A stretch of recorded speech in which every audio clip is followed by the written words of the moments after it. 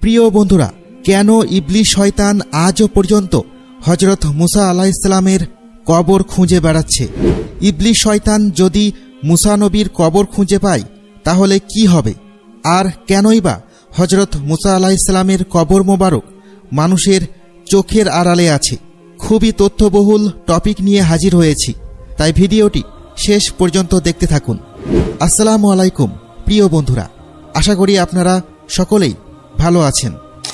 প্রিয় বন্ধুরা, ইসলামের ইতিহাসে হযরত মুসা আলাইহিসসালাম সকল নবী রাসূলদের মধ্যে একজন বিশিষ্ট নবী এবং আল্লাহর মনোনীত একজন বিশেষ পয়গম্বর ছিলেন। হযরত মুসা আলাইহিসসালামের মহত্বের কথা কুরআন মাজিদে সবচেয়ে বেশিবার উল্লেখ করা হয়েছে। কুরআন মাজিদের 30 পারার মধ্যে 28 পারাতেই মুসা আলাইহিসসালামের কথা বলা হয়েছে। 36টি সূরায় তার নাম 120 বার এসেছে। নবী রাসূলদের মধ্যে হযরত মুসা আলাইহিসসালামকে সবচেয়ে বেশি সংখ্যক মোজেজা আল্লাহ তাআলা দিয়েছিলেন। কুরআনে হযরত মুসা আলাইহিসসালামের ফজিলতপূর্ণ জীবন এবং তার ইসলাম প্রচারে অবদান অনেক শ্রদ্ধার সাথে বর্ণনা করা হয়েছে। কিন্তু খ্রিস্টানদের ধর্মীয় কিতাব বাইবেলে কিছু আয়াতে হযরত মুসা আলাইহিসসালামের ব্যাপারে একেবারে ভিন্ন কথা উল্লেখ করা হয়েছে। বাইবেলে হযরত ঈসা আলাইহিসসালামের উম্মতের সামনে অন্যান্য সব নবীর উম্মতদেরকে কম নিয়ামতপ্রাপ্ত বলে আখ্যায়িত করা হয়েছে। বাইবেলে ভাগ্য নির্ধারণ সম্পর্কিত আয়াতে এই কথা উল্লেখ আছে যে হযরত মুসা আলাইহিসসালাম তার উম্মতদেরকে মিশর থেকে বের করে অনেক বড় ভুল করেছিলেন, যে অপরাধের কারণে আল্লাহ তাআলা তাকে শাস্তি দিয়েছিলেন। বাইবেল অনুযায়ী আল্লাহ তাআলা হযরত মুসা আলাইহিসসালামকে ওই জায়গা দেখিয়েছিলেন যে জায়গা তার পূর্বের নবী রাসূলদেরও জায়গা ছিল, যেখানে তাদের উম্মতেরা বিস্তৃত ছিল। আল্লাহ তাআলা হযরত মুসা আলাইহিসসালামকে ওই স্থান দূর থেকে দেখিয়েছিলেন এবং তাকে কখনো সেই স্থানে যেতে নিষেধ করেছিলেন। ধারণা করা হয় বাইতুল মুকাদ্দাসে মুসা আলাইহিসসালামের মৃত্যু হয়, কিন্তু তার কবর কোথায় তা আজও জানা যায়নি। খ্রিস্টান মাজাবের ইলমে কিতাবে উল্লেখ করা হয়েছে যে শয়তান হযরত মুসা আলাইহিসসালামের কবর এখনও খুঁজছে। এটি আসলে বাইবেলের নিউ টেস্টামেন্টের কিতাব, যা মূলত এই তথ্যের উপর প্রতিষ্ঠিত। সেখানে এটি বলা হয়েছে, কিন্তু ফেরেশতা মিকাইল আলাইহিসসালাম হযরত মুসা আলাইহিসসালামের লাশকে নিয়ে ইবলিসের সাথে দ্বন্দ্ব করার সময় ইবলিসের বিরুদ্ধে নালিশ করার সাহসিকতা দেখায়নি, কিন্তু এটা বলেছিল যে তোমার উপর আল্লাহর লানত বর্ষিত হোক। কিছু খ্রিস্টানদের মতে এই আয়াতকে কোনোভাবেই অবহেলা করা যায় না।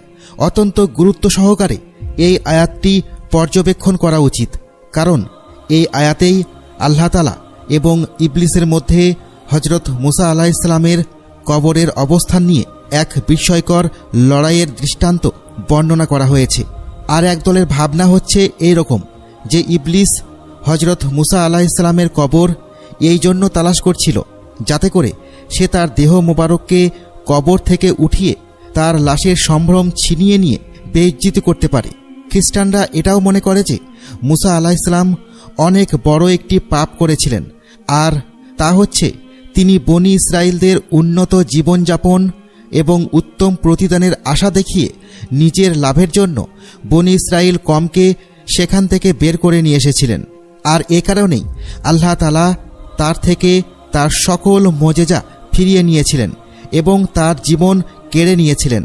আর এটাও বিশ্বাস করে যে আল্লাহ তাআলা হযরত মুসা আলাইহিসসালামের কবরকে গোপন করে রেখেছেন, যাতে শয়তান কখনো তার কবরকে খুঁজে না পায় এবং সেখান থেকে তার লাশ উঠিয়ে বনি ইসরায়েল কমকে মিথ্যা কথা বলে আবার পথভ্রষ্ট না করতে পারে। আর এ কারণেই শয়তান আজও হযরত মুসা আলাইহিসসালামের লাশের সন্ধানে রয়েছে। হযরত আদম আলাইহিসসালাম থেকে শুরু করে আজ পর্যন্ত শয়তান এভাবেই কোটি কোটি মানুষকে পথভ্রষ্ট করেছে। আর শয়তানের দেখানো রাস্তা অনুসরণ করে আজও কিছু মানুষ মৃত লাশের পূজা করে আল্লাহর সাথে শিরিক করে। এই কারণেই আল্লাহ তাআলা হযরত মুসা আলাইহিসসালামের কবরের ঠিকানা এখনও পর্যন্ত গোপন রেখেছেন। ইসলামের ইতিহাসে কোথাও হযরত মুসা আলাইহিসসালামের রওজা মোবারকের সঠিক অবস্থানের ঠিকানা এখনও পাওয়া যায় না, কিন্তু কিছু কিছু কিতাব ও আয়াত রয়েছে যেখান থেকে মুসা আলাইহিসসালামের কবরের ধারণা পাওয়া যায়। যেমন বুখারী শরীফে বর্ণনা রয়েছে, হযরত আবু হুরায়রা রাদিয়াল্লাহু আনহু থেকে বর্ণিত হয়েছে, রাসূলুল্লাহ সাল্লাল্লাহু আলাইহি ওয়াসাল্লাম বলেছেন, মালাকুল মওতকে মুসা আলাইহিসসালামের রূহ কবজ করার জন্য পাঠানো হয়েছিল। ফেরেশতা যখন তার কাছে এলেন, তিনি তার চোখে চড় মারলেন। তখন ফেরেশতা রবের কাছে গিয়ে বললেন, আপনি আমাকে এমন এক বান্দার কাছে পাঠিয়েছেন যিনি মরতে চান না। আল্লাহ বললেন, তুমি তার কাছে ফিরে গিয়ে বলো, সে যেন তার একটি হাত গরুর পিঠে রাখে। তার হাত যতগুলো পশম ঢাকবে, তার প্রতিটি পশমের বদলে তাকে 1 বছর করে আয়ু দেয়া হবে। মুসা আলাইহিসসালাম বললেন, হে রব, তারপর কি হবে? আল্লাহ বললেন, তারপর মৃত্যু। মুসা আলাইহিসসালাম বলেন, তাহলে এখনই হোক। তখন তিনি একটি পাথর নিক্ষেপ করলে যতদূর যায় বাইতুল মাকদিসের ততটুকু নিকটবর্তী স্থানে তাকে পৌঁছিয়ে দেওয়ার জন্য আল্লাহ তাআলার কাছে নিবেদন করেন। আল্লাহ রাসূল সাল্লাল্লাহু আলাইহি ওয়াসাল্লাম বলেছেন, আমি সেখানে থাকলে অবশ্যই পথের পাশে লাল বালুর ঢিলার কাছে তার কবর তোমাদেরকে দেখিয়ে দিতাম। একটি বর্ণনা থেকে এটাও জানতে পারা যায় যে হযরত মুসা আলাইহিসসালাম তার শেষ সময় টিলা পর্বতের কাছে অবস্থান করেছিলেন এবং তিনি প্রার্থনা করেছিলেন যাতে তার মৃত্যু বাইতুল মুকাদ্দাসে দেওয়া হয়, যেখানে তিনি হিজরত করে ফিরে আসছিলেন। তিনি নিজের কওমদেরকে বলেছিলেন যাতে তাকে মৃত্যুর পরে বাইতুল মুকাদ্দাসে সমাহিত করা হয়, কিন্তু তাকদীর এরকমটা হতে দেয়নি। সে একটি পাথর ছুঁড়ে মারলে যত দূর যায় তার থেকে বেশি দূরে আর যেতে পারেনি।